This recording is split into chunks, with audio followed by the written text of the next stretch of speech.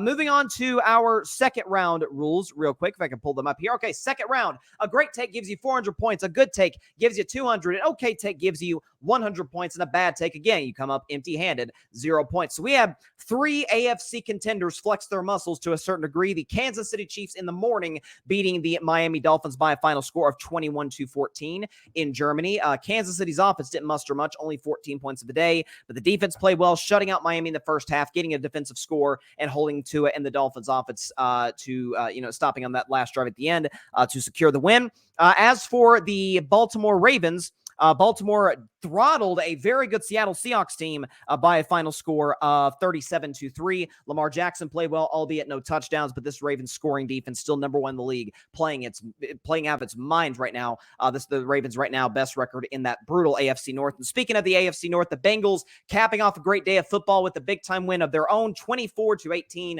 over the Buffalo Bills. Joe Burrow playing out of his mind, over 300 yards passing, and the Bengals defense once again holding their opponent to under 20 points. So I will start first now with you, John Rivera. To me, I think you could argue these are the 3 best teams in the AFC with respect to teams like the Jacksonville Jaguars, for example. But in your eyes, who is the leader in the clubhouse of the AFC? Is it the Chiefs, the Ravens, or the Bengals? I think personally it would be Baltimore. I would say Baltimore, man. Because KC, like you said, they hung on to beat Miami. They hold on to beat my Jets. Like they're doing what KC do, which is win games, but they're not looking very impressive. You know what I mean? They definitely missing Tyreek Hill. They won a Super Bowl without him, but they still definitely missing that weapon. But I like what Baltimore's doing, man. Like I said, they're winning these games. They smacked Seattle, which I actually like the Seattle coming in, especially with the points. They smacked Seattle, and they're not even all the way in full form. You know what I mean? Like Andrews hasn't been, Andrews yet. Odell's still getting in the mix. He's been missed games here and there. They lost their top running back, you know what I mean? And they're just winning games, man. They're doing what Baltimore does. And in that hard division, like you said, leading before the show, like you got 4 teams that can make the playoffs if it started today. So I like Baltimore, man. Cincinnati is definitely 1A, especially after beating Buffalo and 49ers and all that. But I like Baltimore. Like I said, Baltimore hasn't fully hit their full swing yet, and they're still, one of the top teams in the league overall. So I'm riding with Baltimore, man. So you got Baltimore. So you have Baltimore. You mentioned Kansas City. I'm sorry, Cincinnati's 1A. So you have both of them over the defending champion Chiefs? Yeah, I have them both. We talking about right now, like who to watch out for? Sure. I'll take them. Because like I said, what KC is going to bring, you know what I mean? But I think that lack of offensive change adjustments in the second half is definitely going to hurt them, especially in the playoffs. They can't do that forever, you know what I mean? Sure. Yeah. But I feel you. Right now, those 2 teams are objectively playing better, so I feel you. To Alfred Parsor Jr. now, the leading contender today in the AFC. Is it the defending champion Chiefs, the AFC runner-up Bengals, or the upstart, seemingly one of the best rosters in the league, the Baltimore Ravens? I got to go Baltimore Ravens for the fact that while some people can make the case for Cincinnati with their recent success, you got to remember Baltimore's 2 games better in the standings right now than the Cincinnati Bengals. Everybody tends to forget Cincinnati had a horrid start to the season, and they're just now starting to wake up. Of course, Joe Burrow did have that calf injury that hampered him early on, but they're looking like a well-oiled machine. But the reason why I say Baltimore, look at the wins that they've had this season. They've had a couple of emphatic wins.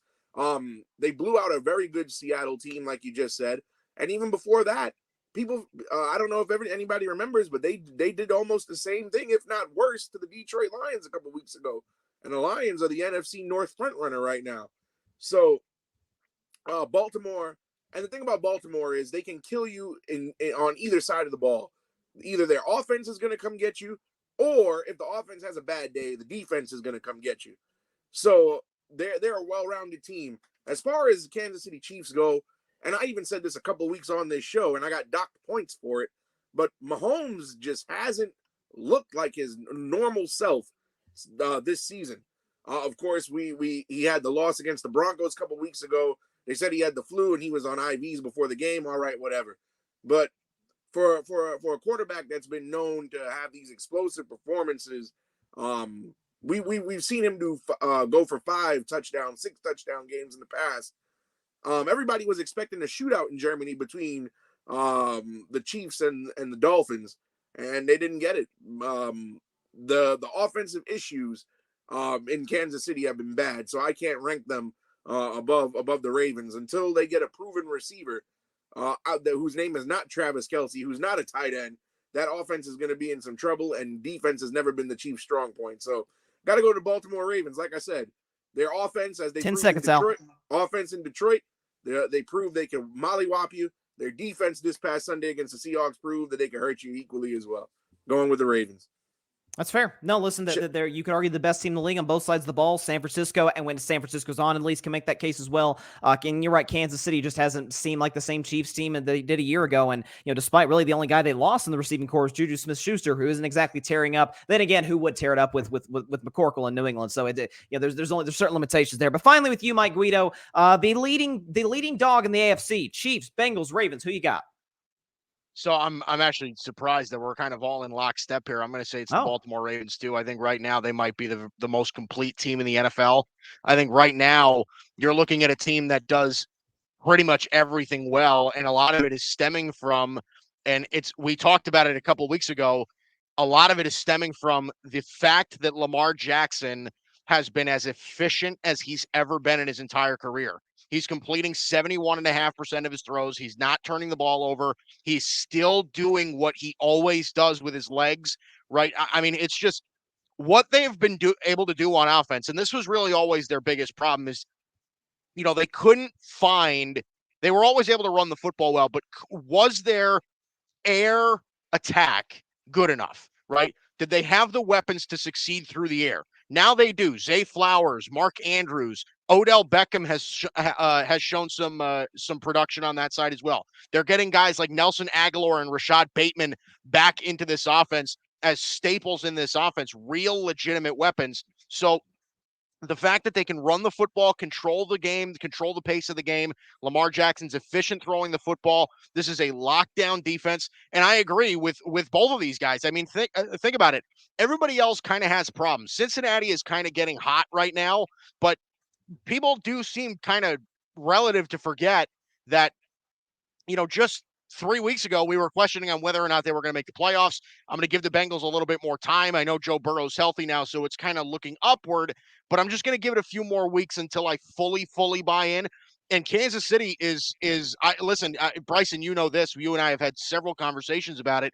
I'm a little cold on Kansas City at the moment just because they don't have any receivers outside of Travis Kelce that can separate. I mean, these are guys that, I made the joke that Rashee Rice and Sky Moore are going to have to develop quickly because they need them. They just don't have guys that can consistently create space in this offense. I disagree with Alfred in some sense because I think Kansas City's defense is very good this year. That's what's keeping them in a lot of games. But I'm a little cold on the Chiefs right now, too. I don't know that their offense is as high-powered as we're used to. I think right now the Ravens could be very well the most complete football team in the league to this point. And, I mean, like we keep saying, they're blowing out good teams. I mean, the Seahawks are a good team. Detroit's a good team. They're not beating scrubs. They're beating up on real good teams. Yeah, no, they are beating good teams, and what they did, Seattle. And I saw a stat from Lamar Jackson. I think he's now 16-1 against the NFC, which is just a crazy stat. And again, they're not beating scrubs. They're not beating. Well, they did beat the Cardinals, but it's not like they're just blowing out the Cardinals or the Panthers or somebody. They're beating, to me, a Super Bowl contender in Detroit and a legitimate playoff contender. And right now, still as far as I'm concerned, a half game back of the 49ers in the NFC West and the Seahawks. So what they're doing, with Baltimore is absolutely special. Got a comment here from Clint Alexander. Clint, if Baltimore's offense is also not 100% fluid, how do they get the nod over Kansas City? Also, Ravens struggles in the playoffs are well documented. So until they get over that hump, they will be a question mark, in my opinion. That is a fair critique. In Kansas City, we know the playoff success they've had. Cincinnati getting to the Super Bowl 2 years ago, AFC title game last year. That's legitimate. But I guess if the conversation is right now, I think you'd have to go with the Baltimore Ravens. And frankly, guys, I agree with all three of you guys. It's crazy. We all have the exact same take, so to speak. And I thought all you guys gave great takes. So if I can show the point totals right now, Alfred, great take. John, great take. And Mike, great take. Everybody gets great takes, okay? Congratulations, everybody here, because It's not just that I agree with you. I think it's the fact that, you guys sort of detail what Baltimore's able to do on both sides of the ball and, how they're superior to Kansas City and Cincinnati in that regard. But I will have to warn y'all, don't doubt the dynasty in Kansas City and don't doubt Joe Burrow in Cincinnati. He's coming. He looks healthy and healthy every week. So this could be a dogfight as we get further and further this season, and I can't wait.